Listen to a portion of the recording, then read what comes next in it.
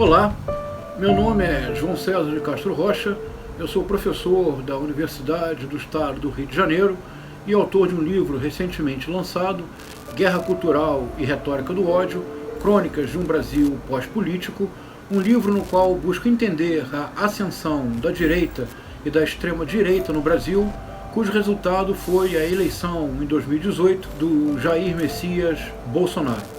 Na série que iniciamos agora, Pequena Enciclopédia do Bolsonarismo, trata-se de passar da caricatura de Jair Bolsonaro, um excêntrico deputado do baixo clero que foi tantas vezes ridicularizado em programas de televisão como o CQC, programas de auditório como o Super Pop, para a caracterização do bolsonarismo, compreendido como um fenômeno de massas que mobilizou em outubro de 2018 aproximadamente 58 milhões de eleitores. Deste modo, poderemos compreender que o seu êxito eleitoral em 2018 não se deveu a acidentes de percurso, correspondeu antes a um bem planejado projeto que o levou rumo à Estação Brasília, no posto mais alto da República Brasileira. Neste primeiro vídeo, reconstruiremos os passos de Jair Messias Bolsonaro rumo ao Palácio do Planalto.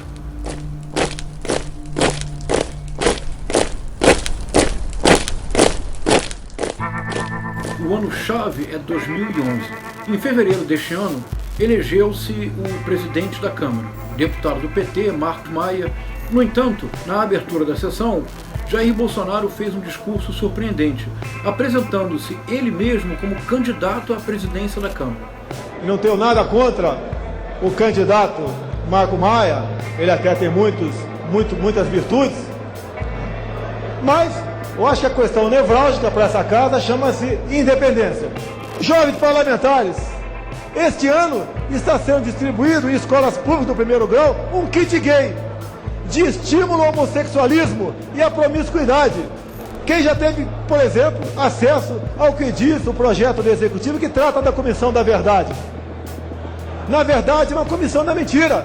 Os argumentos do deputado federal eram simples. Em primeiro lugar, era importante manter a autonomia da Câmara dos Deputados. Para isso, um presidente da Câmara que não fosse do mesmo partido que estava no poder asseguraria autonomia às ações do presidente da casa. Em segundo lugar, o deputado federal Jair Messias Bolsonaro já mencionava o inexistente, embora famoso, kit gay, tema da pauta dos costumes, da ideologia do gênero, que retornou com força total na campanha de 2018, que provocou autêntico furacão eleitoral por meio de correntes de WhatsApp.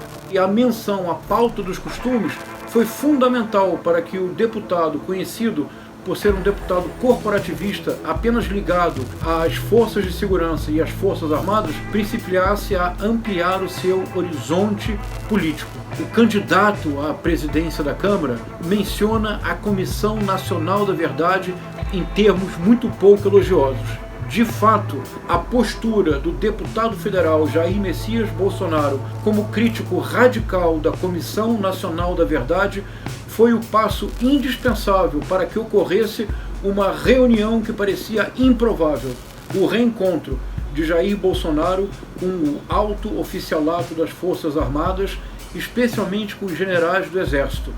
Sem esse reencontro, a candidatura de Jair Messias Bolsonaro e, sobretudo, o seu governo não seriam possíveis.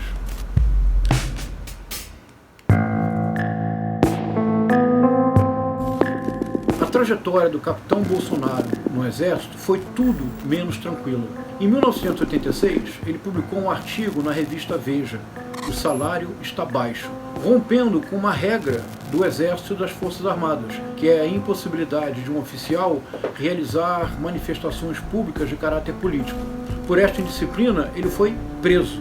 No ano seguinte, em 1987, a mesma revista Veja fez uma importante denúncia.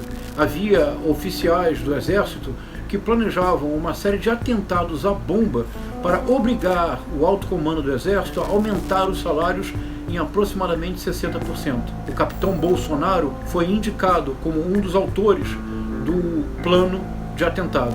Em 1987 ele foi absolvido, mas em 1988 o processo voltou ao Superior Tribunal Militar, embora de novo absolvido, ele foi reformado porque não pôde continuar nas fileiras do Exército. Foi nesta época que ele principiou sua carreira política.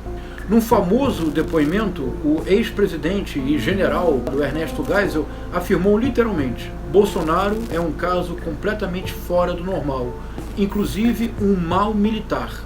A imagem do Bolsonaro como indisciplinado, rebelde, mau militar foi uma imagem tão forte que por muito tempo ele foi proibido, por exemplo, de retornar à Academia Militar das Agulhas Negras, onde ele mesmo se formou.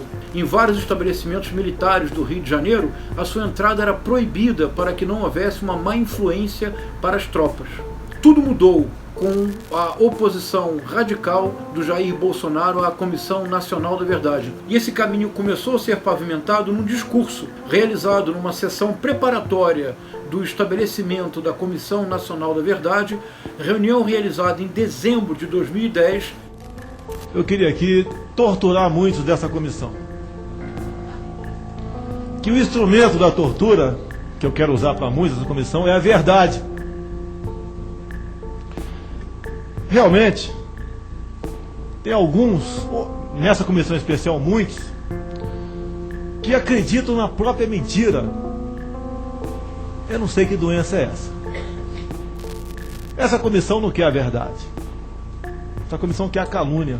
Agora ele era visto pelos generais não mais como um capitão indisciplinado, ele era visto como um fiel deputado, ele era visto como um radical antipetista, ele finalmente foi visto como alguém em quem se podia confiar para o futuro. Sem o apoio dos generais, Jair Messias Bolsonaro não teria chegado ao Palácio do Planalto e provavelmente teria muitas dificuldades para manter-se no poder. No seu caminho, o ano de 2014 foi particularmente importante e neste ano 2 derrotas foram decisivas. Em fevereiro de 2014, o deputado Bolsonaro candidatou-se à presidência da Comissão de Direitos Humanos e Minorias, um gesto que parecia incoerente com a sua própria trajetória. Quando eu falo em pena de morte, é que uma minoria de marginais aterrorizam a maioria de pessoas decentes. Buscar a redução da moralidade penal e não defender esses marginais como se fossem excluídos da sociedade. Não são excluídos, são vagabundos. A minha comissão não vai ter espaço para defender esse tipo de minoria.